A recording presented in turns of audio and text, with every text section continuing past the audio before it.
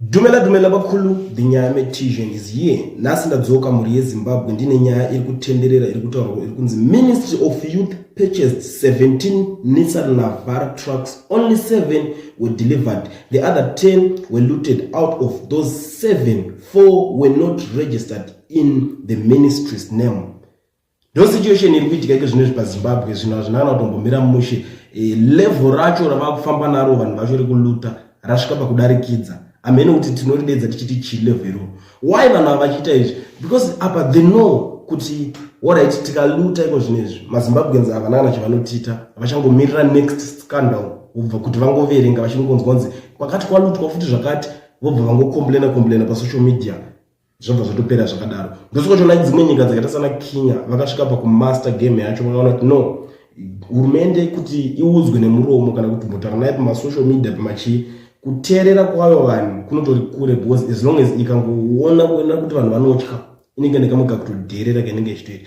Ende corruption imwe yacho inotangira pakuti unoona munhu akada kuita mazera ana VP Chiwenga unoona vanhu ava kuri almost same generation same age vamwe vacho vanhu vakatodzidza vese achinzi muyouth munhu akadaro ndopa zvinototangira izvozvo because mazera anofanira kuti youth acho aumbovaone vari ikoko 19 years 20 years 31 years at least wavakaita age limit I think zvinogona kushanda kutoti munhu ane muzukuru anenge achinzi muyouth ariko iko zvinezvi kuonzi kwatengwa mota ningirikeni 17 10 ndo dzadeliverwa 4 dzacho hadzisi dzeministry of youth ndedzani hapana anza hakuna anokwanisa kuzvipindura zvinongonzi vatondoluta vatopera ende nyaya yacho kana vakada kunzi vasungo unongonzi vanongotorwa mazuva shoma zvongogariswa remanda zvinongonzi bail richingodhilewa ubva wazongonzi bail out zvatopera.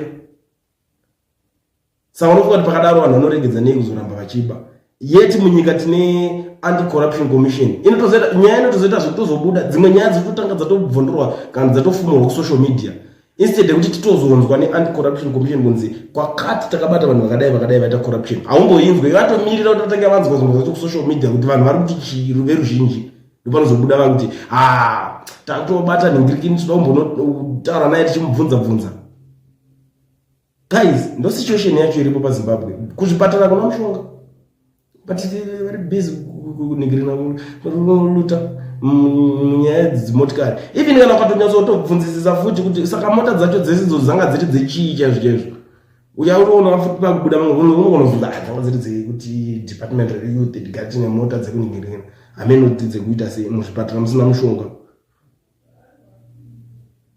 Ndo situation iripo paZimbabwe guys iko zvinezvi amenoti level ravakufamba naro pace yavakufamba nayo vanhu pakuluta yato dangerous vanhu ava vakaita kutsamwira kuluta amen ndo situation iripo amen munoona usenyaya guys.